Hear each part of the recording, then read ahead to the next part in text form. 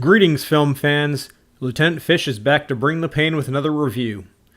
It's been too long, but with everything that's been going on, I needed time to get things together properly for a real review. Continuing my review series of non-Western Westerns, I'm going to be talking about something European. But in this case, non-Western refers to the Eastern Bloc. This flick is the nifty and, dare I say, unique retro-Western Lemonade Joe from Czechoslovakia. Jsem Ezra Goodman.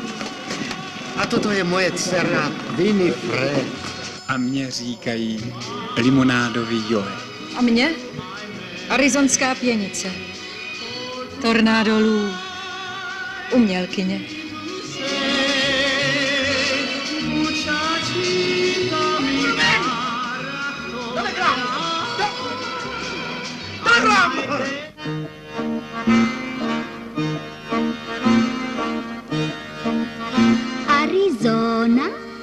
Arizona, to je pravých mužů zóna. Karty, šustí, kulky psučí, krávici tu plně fučí.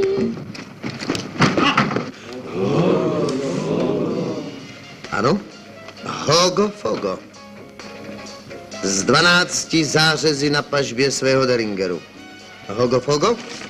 Hledaný policií 5 států. A zatčený ve Stetson City.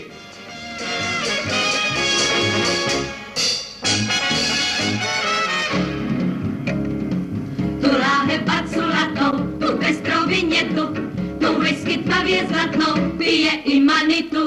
Kdo chce se stát mužem, ten whisky pije rád a proto všichni může společně zaspívat. Dovolte, abych vám představil své spolupracovníky. Kojot Kid, Pancho Kid. Nestojím o vaše kidy. Já jsem totiž tuplovaný kruťas. A mučeníčko, to je moje potěšeníčko. A proč bych tím šampionem nemohl být já, Doug Badman, majitel po čertech prosperujícího podniku Trigger Whisky Saloonu? Proč? Jen když je co pít.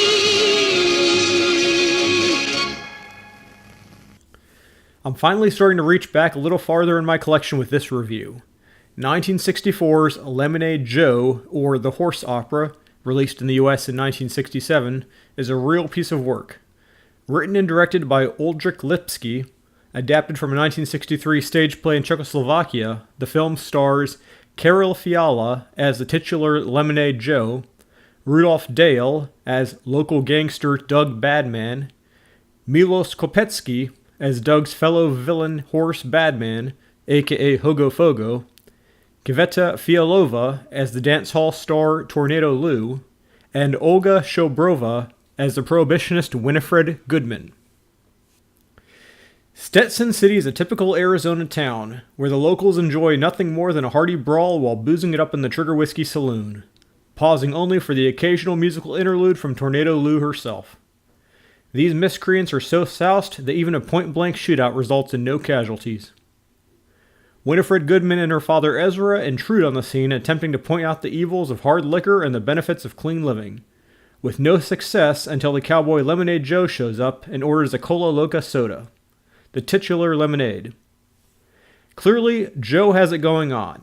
He never touches alcohol and he's a crack shot. And both Tornado Lou and Winnifred are instantly smitten with his masculine demeanor and clearly untainted virility.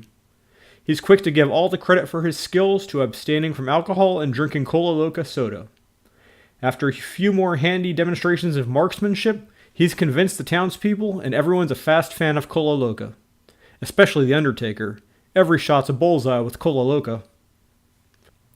Well, almost everyone's happy. Doug Badman's certainly not thrilled to have an empty saloon. He's at his wit's end until his accomplice in crime, Horace, aka Hogofogo, shows up. A truly booable, mustache-twirling bad guy, Hogofogo is all too happy to raise the stakes by doing whatever it takes to get rid of Joe, including a good old-fashioned kidnapping of Winnifred. But it's time to get to the meat of the discussion about this film. Starting with the look of the movie, it's definitely an interesting take for a film from the mid-60s. going for an early talkies style of color-tinted monochrome. On the face of things, it has a very authentic, dated look for it, particularly some of the special effects and matte techniques. But on closer inspection, there's a lot more camera movement and interesting editing than would normally be present in a film from the period. All the same, the characters do an excellent job playing it straight with the gimmick. The big takeaway here is that, as a parody spoof western for the period, it is remarkably well produced, filmed, and acted. Even the musical numbers are presented smoothly and effectively. As an aside, I'm including a link below to the Internet Movie Firearms database. Some of the weapons featured in this film are distinctly European or Russian editions that you won't normally see in a western. Now, to dig a little deeper, I was intrigued when I first heard about this title on the DVD Talk forums about 10 years ago, just as I was getting into spaghetti and other Euro westerns. The concept of seeing an authentic western from behind the Iron Curtain was too much to pass up. As the film progresses, there are quite a few very humorous digs at capitalism. For instance, the concept that being drunk on alcohol is harmless because nobody really gets hurt, but as soon as folks are drinking non-alcoholic drinks, every shot is an insta-kill. It's curious that, although the whiskey distillers are never really called out as a company, although they do share a name with the saloon, but the company behind Cola Loca, truly a clever and original play on words, is a devious and digging for control of the beverage market across the Southwest region. Similarly, it turns out that Lemonade Joe is actually not only a promoter of the drink, but also the regional head of sales and obviously earning a commission. Joe's idea of winning is not to beat, that is to say, kill his opponent in a fair shootout, but rather to have him sign an affidavit that Cola Loca is the superior beverage. It's not as though the whiskey company is portrayed very positively as a socialist or communist endeavor, just that the soda company is underhanded, so to speak, which in itself may be somewhat subversive given the period or the source of the film. Again, I'll leave the spoilers out of the surprise finale, but it is interesting to see how the filmmakers decide to give a twist to the ending. And I'll note, the Luke and Leia romantic issues from the original Star Wars were lightweight compared to what we wind up with here. For one final cultural memo, it's established soon after his appearance that Hogofogo is a master of disguise, like many of the old Dirk Dastardly type villains from the classic melodramas. And there's a scene about halfway through the film where he suddenly shows up in blackface. It's really jarring, and the entire sequence plays out fairly oddly and seems out of place tonally with the rest of the film. Without more information, it's very difficult to tell if it was included solely as a reference or throwback to the original early talkie melodramas, or if it's supposed to be a social commentary for something more contemporary. It's pretty much one and done with no plot repercussions like many other scenes in the film. Now, the DVD I picked up is the Czech import release from Film Export Home Video that came out around 2006 or thereabouts. I believe I picked it up through the now defunct Exploited Cinema site sometime between 2008 and 2010. This remastered movie has a beautiful widescreen image, very clean on the whole comparatively speaking, for a 50-year-old film, with an excellent Czechoslovakian 2.0 audio track. There are quite a few extra features as well, but the removable English subtitles are only available on the main feature. There appear to be some minor timing delay issues on some subtitles early on in the film, but it only lasted a short period and may have been associated with my player. Additionally, there is an English dubbed version available on the same disc, apparently a legacy of the original theatrical release version in the US. The only option if you choose to watch it dubbed is to view the entire uncut film, but here and there will be some scenes that only have subtitles, due to not being included in the original theatrical cinema export version. The Czech DVD is apparently still available through some international sites. It is a region-free DVD that should work on all players, but eBay will probably be your best bet. Similarly, it appears as though there is a Blu-ray edition from the same company, but I haven't seen any reviews online for it. Be warned that the US-released DVD from Facets, cover pictured here, is apparently a very poor, full-screen pan-and-scam version with burned-in subtitles. Stay away from it. There are better options out there. Speaking of which, this movie is currently available on Amazon Prime for no extra cost. Widescreen, great picture, optional subtitles, although they appear a little different than the ones on my disc. I haven't watched it all the way through yet, but a cursory spot check gives the impression it may actually be an HD remaster based on the Czech Blu-ray. Slightly better image than my DVD copy, at least on my laptop.